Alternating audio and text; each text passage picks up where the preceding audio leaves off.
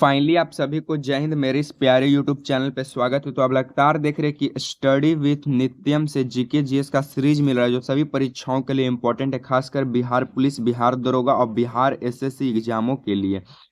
तो आप समय को बर्बादी ना करते हुए चलिए सबसे पहला सवाल से शुरुआत करते हैं। सबसे पहला सवाल कहता है, मेरे भाइयों एवं बहनों की पेरियार नदी किस राज्य से होकर बहती है? Option A Punjab, option B Kerala, option C Assam, option D Goa. तो जो पेरियार नदी है ये केरल और साथ में तमिलनाडु, कहाँ से? केरल और तमिलनाडु से होकर बहती है। और पेरियार नदी पर एक बांध है जिसका नाम है इडुक्की बांध। कौन सा बांध? इडुक्की बांध। कौन सा बांध है? इडुक्की बांध।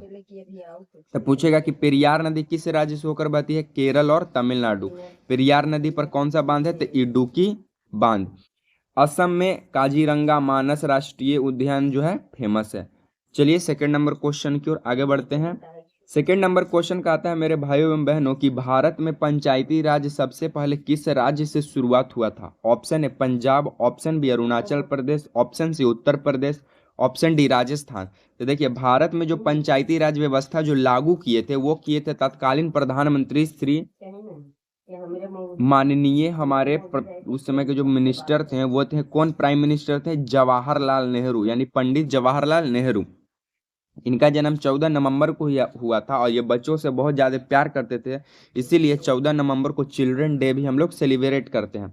तो जो उसमें के तत्कालीन प्राइम मिनिस्टर जो पंडित जवाहरलाल नेहरू थे, ये 2 अक्टूबर 1959 को 2 अक्टूबर 1959 को पंचायती राज व्यवस्था लागू करते हैं। और सबसे पहले पंचायती राज व्यवस्था भारत के राजस्थान जिला में लागू होता है।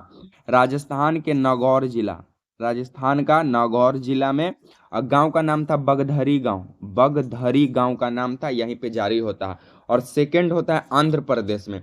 तो पूछेगा कि भारत में पंचायती राज व्यवस्था दूसरी बार किस राज्य में शुरुआत हुआ था? आंध्र प्रदेश। और भारत में पंचायती राज व्यवस्था सबसे पहले किस राज्य में शुरुआत हुआ था? राजस्थान को। कब? 2 अक्टूबर 1959 को। कौन सा जिला था? नागौर जिला। कौन सा गांव था? बगधरी गांव। करने वाला पंडित जवाहरलाल नेहरू। और पंचायती राज व्यवस्था के जनक के रूप में किसे जानते हैं? तब बलवंत राय मेहता समिति को। चलिए थर्ड नंबर क्वेश्चन की ओर आगे बढ़ते हैं। थर्ड नंबर क्वेश्चन का आता है कि इंपीरियल बैंक ऑफ इंडिया का नाम क्या रखा गया था? Option A State Bank of India, option B Punjab National Bank of India, option C Bank of India, option D Bank of Baroda. तो इंपीरियल बैंक ऑफ इंडिया का नाम स्टेट बैंक ऑफ इंडिया रखा गया था और इसकी स्थापना 1955 में हुआ था। और पंजाब नेशनल बैंक की स्थापना 1894 में हुआ था। 1894 या 1893 में हुआ था। चलिए फोर्थ नंबर क्वेश्चन की ओर आगे बढ़ते हैं। फोर्थ नंबर क्वेश्चन का आता है कि मेगास्थनीज किसके दरबार में रहता था? ऑप्शन ए उदयन के दरबार में, ऑप्शन बी अशोक के दरबार में, ऑप्शन सी चंद्रगुप्त मौर्य या ऑप्शन डी बिंदुसार। तो जो मेगास्थनीज था ये चंद्रगुप्त मौर्य के दरबार में रहता था। और मेगास्थनीज का एक बुक है जो बहुत फेमस बुक है जिसका नाम है इंडिका। जिसका बुक का क्या नाम है? इंडिका। तो पूछेगा मेगास्थनीज किसके दरबार में रहता था? तो चंद्रगुप्त मौर्य। मेगास्थनीज का बुक का नाम इंडिका। चलिए फिफ्थ नंबर क्वेश्चन की ओर आगे बढ़ते हैं। फिफ्थ नंबर क्वेश्चन का आता है कि भारत का प्रथम उपग्रह कौन था? Option A Chanakya, option B रामाजुना, option C Aryabhata, option D Apsara. तो देखिए भारत का जो प्रथम उपग्रह था वो था आर्यभट्ट। और इसका लॉन्चिंग कब होता है? तो 19 अप्रैल 1975 को। 19 अप्रैल 1975 को। और 1975 में एक भारत में घटना घटता है। तत्कालीन प्रधानमंत्री इंदिरा गांधी के कहने पर उस समय के वर्तमान राष्ट्रपति फखरुद्दीन अली के द्वारा भारत में इमरजेंसी लागू होता है। तो पूछेगा कि भारत में पहली बार आपातकाल की घोषणा कब हुआ? तो 1975 में। किसके द्वारा? इंदिरा गांधी के कहने पर। कौन किया? उस समय के तत्कालीन प्रेसिडेंट कौन थे? फखरुद्दीन अली। चलिए 6 नंबर क्वेश्चन की ओर आगे बढ़ते हैं।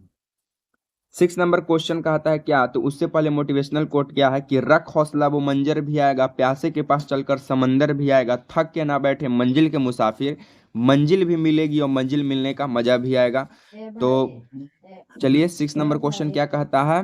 6 नंबर क्वेश्चन का होगा कि आजादी के समय कांग्रेस का अध्यक्ष कौन था? Option A Annie Besant, option B W C. Banerjee, option C Sarojini Naidu, option D J B. Kripalani. तो आजादी के समय कांग्रेस का जो अध्यक्ष थे वो थे जे.बी. कृपलानी।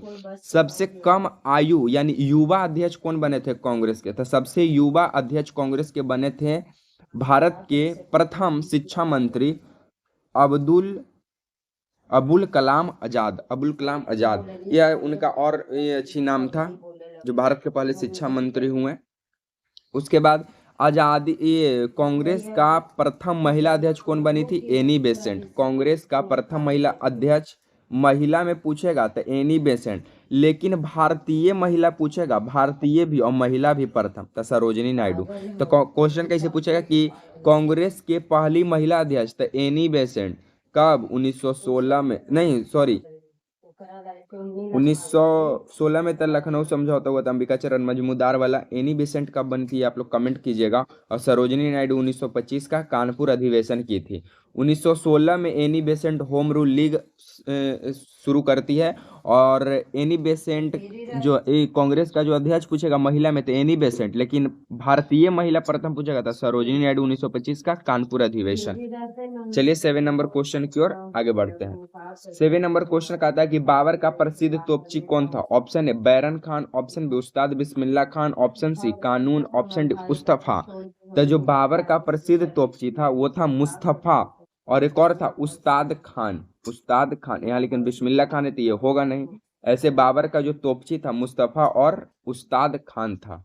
चलिए 8 नंबर क्वेश्चन की ओर आगे बढ़ते हैं। 8 नंबर क्वेश्चन का आता है कि जलियांवाला बाग हत्याकांड के जांच के लिए कौन समिति लाया गया था? ऑप्शन ए सरद समिति, ऑप्शन बी शांति समिति, ऑप्शन सी बारूद समिति, ऑप्शन डी हंटर समिति। तो सबसे पहले ये जानिए कि जो जलियांवाला बाग हत्याकांड हुआ था ये 13 अप्रैल 1919 को हुआ था। और रॉलेट एक्ट कब आया था? रॉलेट एक्ट, तो रॉलेट एक्ट भी 1919 को आया था। और जलियांवाला बाग हत्याकांड जांच के लिए हंटर समिति आया था जांच के लिए। और पूछेगा जलियांवाला बाग हत्याकांड में गोली चलाने का काम कौन किया? गोली चलाने का काम, तो गोली चलाने का काम क्या था? General O Dyer, general O Dyer. चलिए 9 नंबर क्वेश्चन की ओर आगे बढ़ते हैं। 9 नंबर क्वेश्चन कहता है मेरे प्यारे भाइयों एवं बहनों की राजस्थान का हृदय किसे कहते हैं? ऑप्शन ए कोटा को, ऑप्शन बी अजमेर को, ऑप्शन सी जैसलमेर को, ऑप्शन डी बीकानेर को। तो राजस्थान का हृदय अजमेर को कहते हैं। राजस्थान का हृदय अजमेर। पुष्कर झील कहाँ है? तो राजस्थान में। राजसमंद झील कहाँ है? तो राजस्थान में। कावरताल झील कहाँ है? तो राजस्थान में। चलिए इस सीरीज का लास्ट क्वेश्चन 10 नंबर की ओर हम लोग आगे बढ़ते हैं। 10 नंबर क्वेश्चन कहता है क्या कि हेलमेट कप किस खेल से संबंधित है? आपको ऑप्शन नहीं दिया गया। इसका आंसर आप लोग कमेंट बॉक्स में कमेंट कीजिएगा। इसी तरह आपको मेरे इस प्यारे यूट्यूब चैनल स्टडी विथ नित्यम पे जीके जीएस का सीरीज मिलते रहेगा। अगर वीडियो पसंद आता है तो लाइक, शेयर एंड सब्सक्राइब करना ना भूलें। मिलेंगे नेक्स्ट वीडियो में, तब तक के लिए जय हिंद।